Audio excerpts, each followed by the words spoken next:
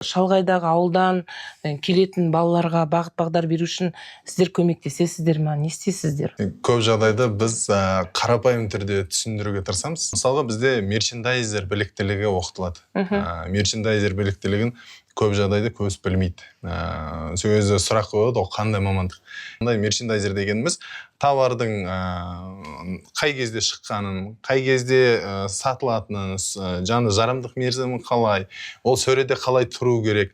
Көбісі ойлайды, тек қана қойып қойдық, датасымен ғана, срок годностьмен ғана қойдық, болды деген сияқты. Жоқ, ол жерде жаңағыдай түсімен де қояды, мысалға жасыл, сары деген сияқты.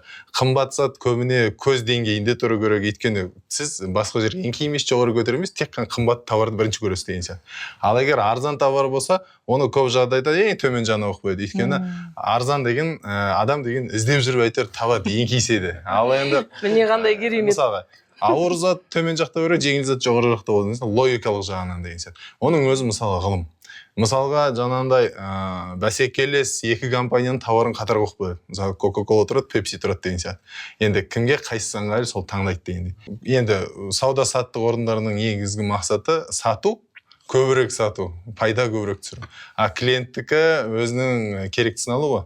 Сондықтан сатып алушыға ыңғайлы болу керек бір жағынан.